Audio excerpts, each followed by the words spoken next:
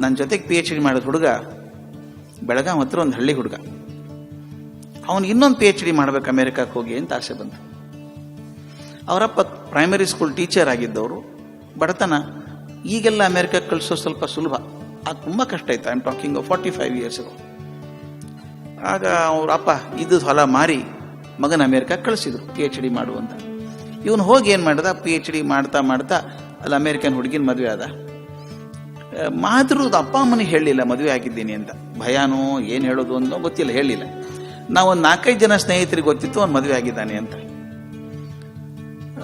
ಒಂದು ದಿವಸ ಬೆಳಗಾವಿಗೆ ವಾಪಸ್ ಬಂದ ಅವನು 5 ವರ್ಷ ಆದಮೇಲೆ, ಅಮೇರಿಕಾದಲ್ಲಿ ಇದ್ಮೇಲೆ.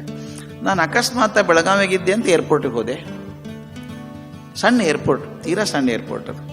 ಅಲ್ಲಿ ಸೋಫಾದ ಮೇಲೆ ಅವ್ರ ಅಪ್ಪ ಕೂತಿದ್ರು.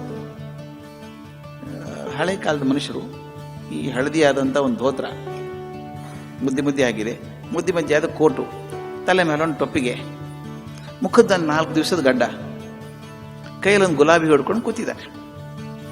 ನಾವು ಹೋಗಿ ನಮಸ್ಕಾರ ಮಾಡಿ, ಏನು ಕಾಕ ಮಗ ಬರ್ತಾನಲ್ಲ ಇವತ್ತು ಅಂದೆ. ಹೌದಪ್ಪ, ಅದಕ್ಕೆ ಕಾಯ್ತಿದ್ದೇನೆ, ನೋಡೇ ಇಲ್ಲಲ್ಲ. ಅವಾಗೆಲ್ಲ ಸ್ಕೈಪ್ ಇಲ್ಲ, ಏನಿಲ್ಲ.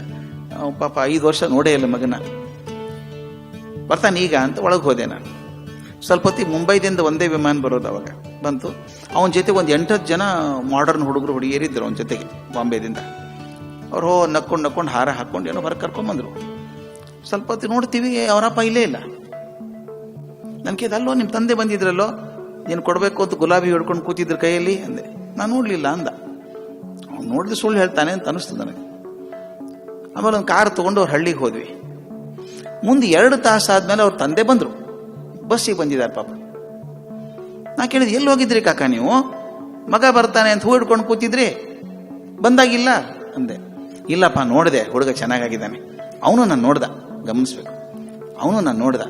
ಆದರೆ ಹೊಸ ಹುಡುಗರ ಜೊತೆಗಿದ್ದ ನೋಡು, ನಾವೆಲ್ಲ ಹಳೆ ಕಾಲದ ಮಂದಿ, ನಮ್ಮ ಬಟ್ಟೆ ಎಲ್ಲ ಮುಜುಗರ ಆಗ್ತದೆ ಅವನಿಗೆ. ಪಾಪ ಅವ್ನಿಗೆ ಯಾಕೆ ಮುಜುಗರ ಮಾಡಬೇಕು, ಹೇಗೂ ಮನೆಗೆ ಬರ್ತಾನಲ್ಲ, ಇಲ್ಲೇ ಮಾತಾಡ್ಸಿರಾಯ್ತು ಅಂತ ಬಸ್ ಹಿಡ್ಕೊಂಡು ಬಂದೆ ಅಂದರು.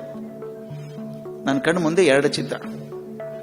ಒಂದು 2 ಡಾಕ್ಟರೇಟ್ ಮಾಡ್ಕೊಂಡಂಥ ಹುಡುಗ, ಇನ್ನೊಬ್ಬರು ಜಾಸ್ತಿ ಕಲೀಲಾರದೆ ಪ್ರೈಮರಿ ಸ್ಕೂಲ್ ಟೀಚರ್ ಆಗಿ ರಿಟೈರ್ ಆದವರು.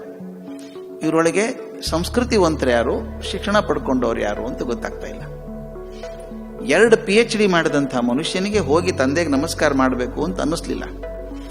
ಆದ್ರೆ ಮಗನ ಮುಖದ ಮೇಲೆ ಎಲ್ಲಿ ಬೇಜಾರಿನ ಗೆರೆ ಕಂಡಿತು ಅಂತ ಹೇಳಿ ಅವನಿಗೆ ಯಾಕೆ ಮಾಡ್ಬೇಕು ಅಂತ ಬಸ್ ಹಿಡ್ಕೊಂಡು ಮನೆಗೆ ಬಂದ್ರಲ್ಲ ಅಪ್ಪ. ನನ್ನ ಪ್ರಕಾರ ಅಪ್ಪನಿಗೆ ಸಂಸ್ಕೃತಿ ಸಿಕ್ಕಿದೆ, ಮಗನಿಗೆ ಸರ್ಟಿಫಿಕೇಟ್ ಸಿಕ್ಕಿದೆ. ನಾ ಯಾಕೆ ಹೇಳ್ತಿದ್ದೇನೆ ಅಂದ್ರೆ, ಬಹಳ ನೋವಿನಿಂದ ಹೇಳುವಂಥದ್ದು ಇದು. ಬಹಳ ಕಡೆ ಕಂಡದ್ದು ನಾನು.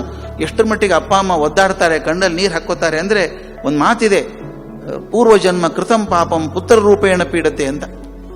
ಹೋದ ಜನ್ಮದಲ್ಲಿ ಏನು ಪಾಪ ಮಾಡಿದ್ನೋ ಈ ಜನ್ಮದಲ್ಲಿ ಮಗ ಯಾಕೆ ಕಾಡ್ತಿದ್ದಾನೆ ಅಂತ. ಎಷ್ಟು ತಾನ ಕಷ್ಟಪಡಿಸ್ತೀವಿ ನಾವು ಅಂತಂದಾಗ, ಯಾವುದು ಸಂಸ್ಕೃತಿ ಅನ್ಬೇಕು ಸ್ವಾಮಿ ನಾವು? ಯಾವ ಸಂಸ್ಕೃತಿ ನಮ್ಮದು ಅಂತಂದ್ರೆ, ನನಗೆ ಜನ್ಮ ಕೊಟ್ಟಂಥವ್ರು, ನನಗೋಸ್ಕರ ಜೀವನ ಶ್ರಮಿಸಿದಂಥವ್ರು ನಮಗೆ ಗೊತ್ತಿಲ್ಲ.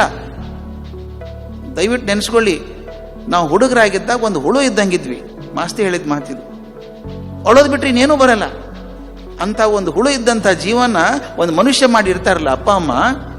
ನಾವು ಋಣ ತೀರ್ಸೋದು ಹೇಗೆ? ಅದಕ್ಕೆ ಋಣ ತೀರ್ಸ್ಬೇಕಾದ್ರೆ ನೀವೇನು ಕೋಟಿ ರೂಪಾಯಿ ಕೊಡಬೇಕಾಗಿಲ್ಲ.